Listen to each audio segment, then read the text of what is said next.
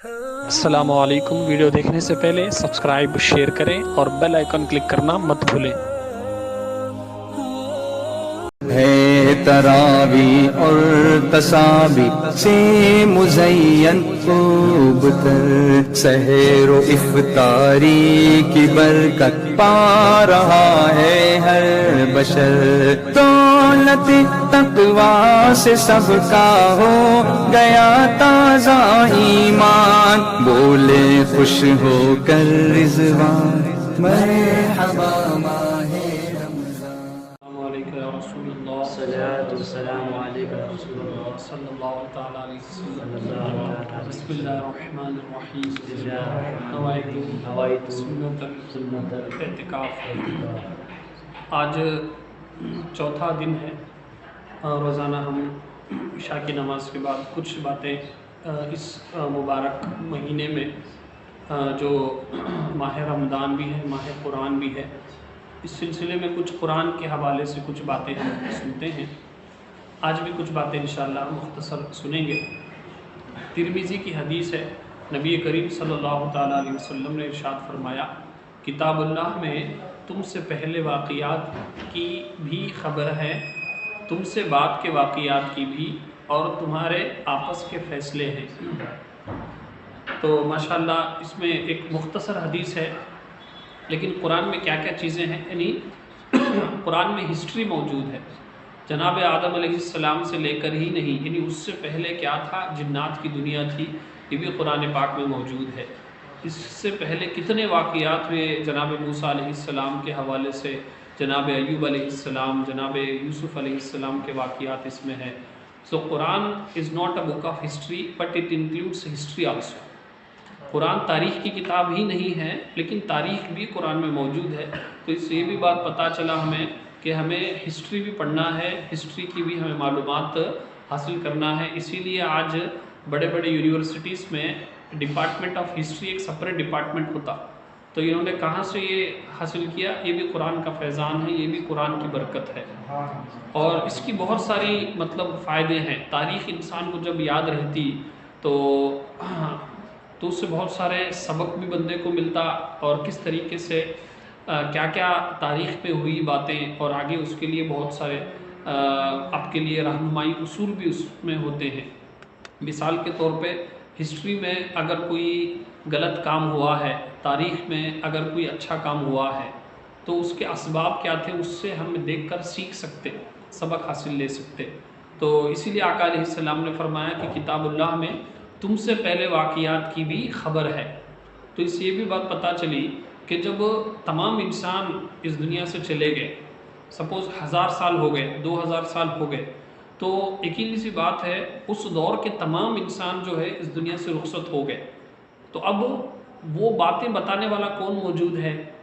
تو اس سے یہ بھی بات پتہ چلی کہ یہ کسی انسان کی کتاب نہیں ہے، کیونکہ کسی انسان کی کتاب ہو سکتی تو انسان جو ہے 100 سال کا یاد رکھ سکتا، 50 سال کا یاد رکھ سکتا، کیونکہ 150 سال کے بعد جب دوسرے انسان ہوں گے، ایک پیڑھی، ایک جنریشن ختم ہو جائے گا، اب ان کی باتیں جو ہے آتے آتے بات ختم ہو جائے گی، لیکن ہزاروں سال پہلے کی باتیں بھی اس قرآن میں موجود ہے۔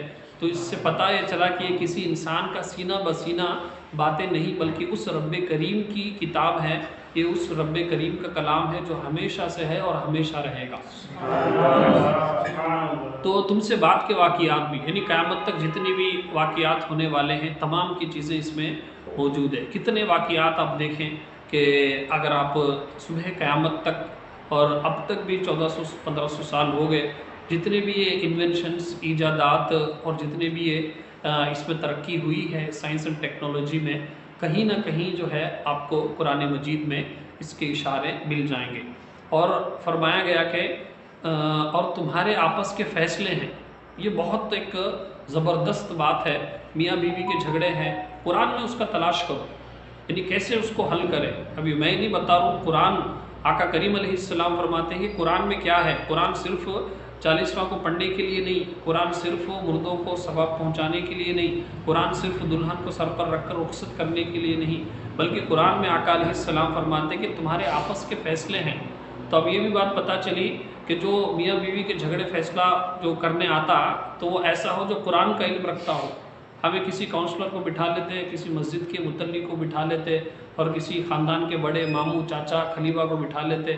اب اسے قرآن کا علم ہے یا نہیں، کیا وہ مفتی ہے قاضی ہے، کس کے سامنے آپ فیصلہ کر رہے ہیں؟ نتیجہ یہ ہوتا وہ میاں بیوی کے ہو، چاہے وہ دو بھائیوں کے فیصلے ہو، چاہے پھر وہ دیورانی اور جٹانی کے ہو، ساس بہو کے فیصلے ہو، یہ تمام فیصلوں میں جب ایسے لوگ بیٹھتے ہیں جن کے اندر قرآن کا علم نہیں ہے، جو قرآن سے فیصلہ نہیں کرتے، تو وہ معاملہ سلجھتا نہیں ہے اور الجھ جاتا ہے، وہ معاملہ سالو نہیں ہوتا اور زیادہ بگڑ جاتا ہے. یہی ہمارے گھروں کے حالات ہیں. اسی لیے کسی عالم دین سے مشورہ کریں، اور وہ عالم دین، وہ مفتی جو واقعی قرآن کا علم رکھتا ہو. کیونکہ میرے آقا علیہ السلام نے فرمایا، اب پھر سے ایک مرتبہ یہ حدیث سنو، ترمذی کی حدیث ہے، فرمایا کتاب اللہ میں تم سے پہلے واقعات کی بھی خبر ہے، تم سے بعد کے واقعات کی بھی، اور تمہارے آپس کے فیصلے ہیں. جو بھی تمہارے ڈسپیوٹس ہوتے، جو بھی تمہارے درمیان لڑائی جھگڑے ہوتے، فیصلہ کرنا بھائی. اب وہ فیصلہ کون کرتا؟ اب ہمارے یہاں عجیب و غریب حالات ہے. ہماری عورتوں کو بھی یہ شعور دیا گیا کہ فوراً آپ جاؤ مہیلا منڈل میں کمپلینٹ کرو، فوراً آپ جاؤ کسی پولیس اسٹیشن میں کمپلینٹ کرو. لیکن کسی قاضی کے پاس جانے کا یا کسی عالم دین کو سامنے رکھ کر فیصلہ کرنے کا یہ تصور ہی نہیں. وہ عالم دین کم ہونا خالی فاتحہ کو ذبح کرنے، اذان دینے، یہ 2-3 کامچ. اس کے علاوہ عالم دین اور مفتی کو ایسا سمجھتے ان کو ایک ہمارے گھراں کے پرابلموں میں ان کو ایک بلاتے. اب قرآن بیان کرتا، آقا علیہ السلام ارشاد فرماتے کہ ہاں تمہارے آپس کے فیصلے اس میں موجود ہیں، لیکن ہمیں سنے نہیں، نہ سمجھ میں آتا. بس قرآن پڑھ رہے ہیں، الحمدللہ پڑھیں آپ، لیکن اس کو سمجھیں، قرآن کو امپلیمنٹ کریں. وہ سکون آپ کو ملے گا، وہ برکت آپ کو ملے گا، اور یقین مانیں جو حقیقی کامیابی ہے، اور انسان کو سکون اسی وقت ملے گا جب اللہ کے کلام سے ہم فیصلہ کریں گے. آگے ایک اور حدیث سنیں. حضرت عبداللہ ابن مسعود رضی اللہ تعالیٰ عنہ فرماتے ہیں قرآن مجید ہر نافع علم پر مشتمل ہے، یعنی ہر وہ علم، ہر وہ نالج جس سے فائدہ ہوتا ہو. کوئی بھی نالج کی بات آپ کریں، ہر نافع علم پر مشتمل ہے. آج جتنے بھی آپ چیزیں دیکھیں گے وہ کہیں نہ کہیں اس کا نشان جو ہے قرآن پاک میں مل جائے گا. یہ جو کارپینٹر کا کام ہمیں کرتے نا، تو جناب نوح علیہ السلام نے پہلے، یہ کارپینٹر تھے جناب موسیٰ علیہ السلام، نوح علیہ السلام، تو انہوں نے پہلے کشتی بنائی. تو یہ قرآن میں اس کا ذکر موجود ہے. تو یہ کارپینٹر کا جو فیلڈ ہے، کارپینٹر کا جو پروفیشن ہے، کارپینٹر کا جو آکوپیشن ہے، وہ قرآن سے ملا. تو اسی لیے فرمایا گیا کہ قرآن مجید ہر نافع علم پر مشتمل ہے. آپ میتھمیٹکس دیکھیں، قرآن میں جو ہے وراثت تقسیم کی گئی. یعنی اگر اس کے 3 بچے ہیں، 4 بچے ہیں، تو اس کی بیوی بھی ہے، اس کی 2 بیویاں ہیں، تو اسے کتنا حصہ ملتا. اگر اس کی لڑکیاں بھی ہیں، اس کے پوتے بھی ہیں، اس کے نواسے بھی ہیں، تو کتنا حصہ ملتا پراپرٹی کا. اب ایک ہے میتھمیٹکس اس سے جنم لیا. اسی طریقے سے آپ دیکھیں قرآن مجید میں جو ہے واقعات ہے، ہسٹری اس سے مطلب ایجاد ہوئی.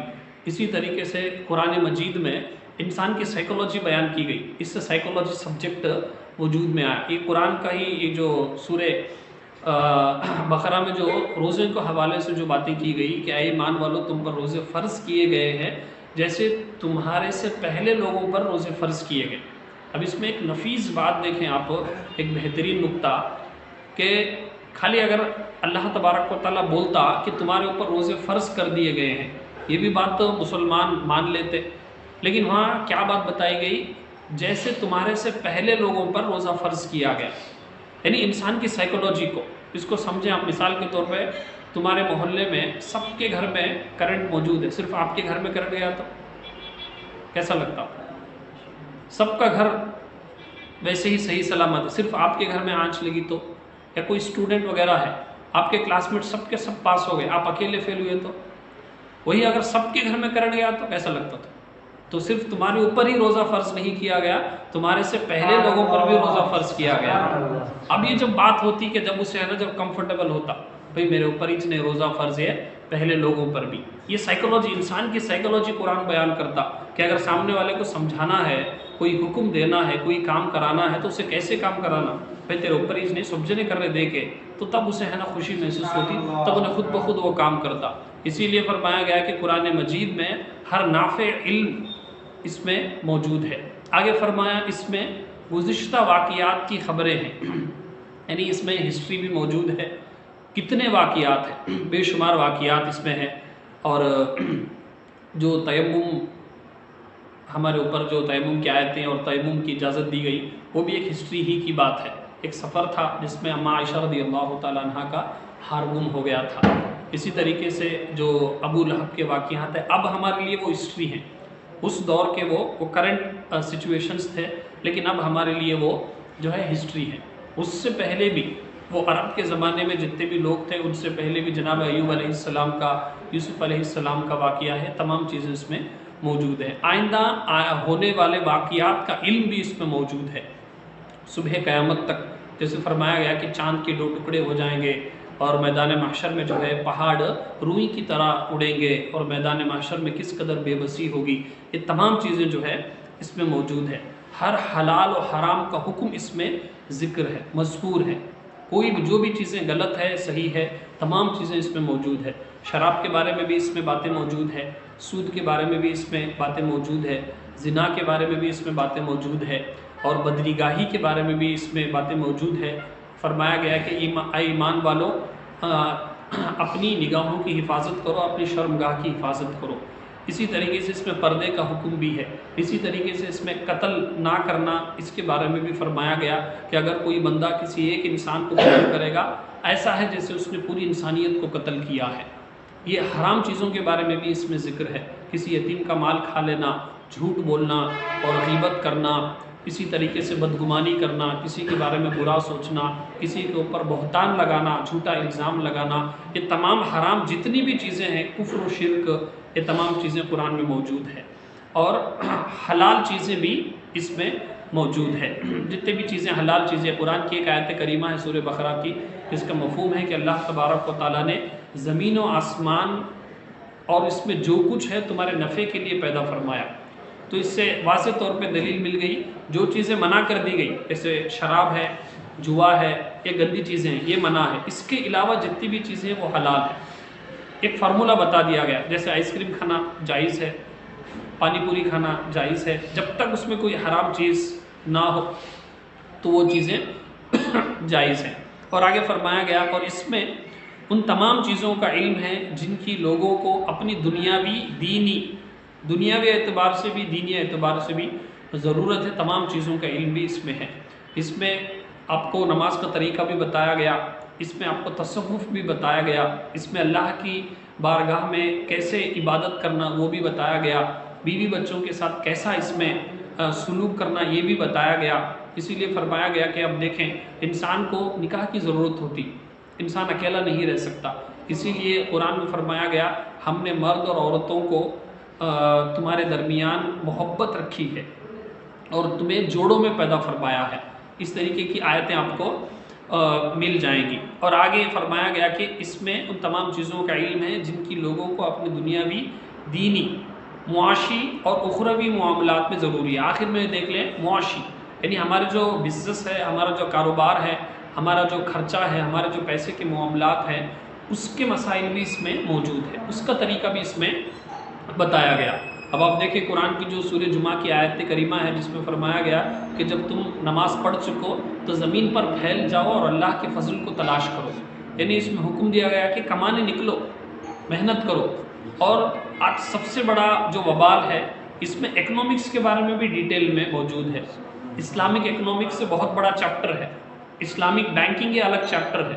اسلام کی تمام بنیاد پر آپ پورا ایک دیش چلا سکتے، پورا ایک نیشن چلا سکتے.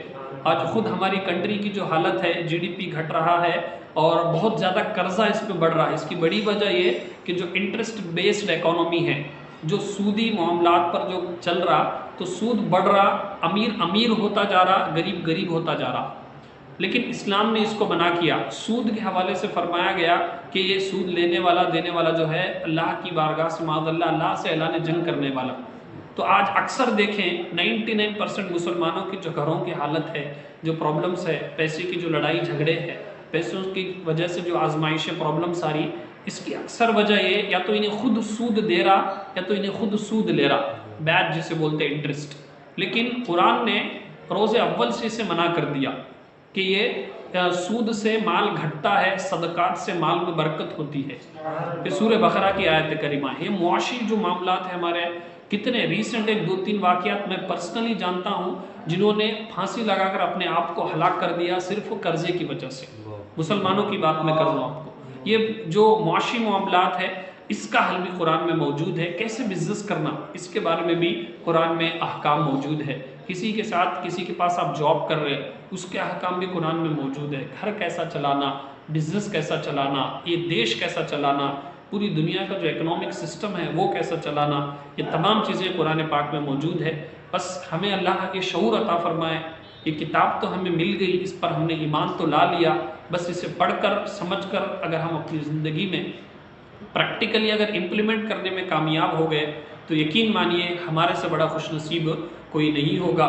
دعا کریں کہ اللہ تبارک و تعالی ہم سب کو کہنے سننے سے زیادہ عمل کی توفیق عطا فرمائے. مالک کریم اس کتاب کی برکتیں اور اس کتاب کے جو بھی فیوز و برکات ہیں ہم سب کو نصیب فرمائے, اور ہماری نسلوں کو, آنے والے نسلوں کو اس کی محبت عطا فرما. کہنے سننے میں اگر کچھ غلطیاں ہوئی تو اپنے محبوب کے صدقے میں معاف فرما اور اس کی اصلاح کی توفیق عطا فرما. استغفر اللہ ربی من کل ذنب واتوب الیہ وما علینا الا البلاغ المبین.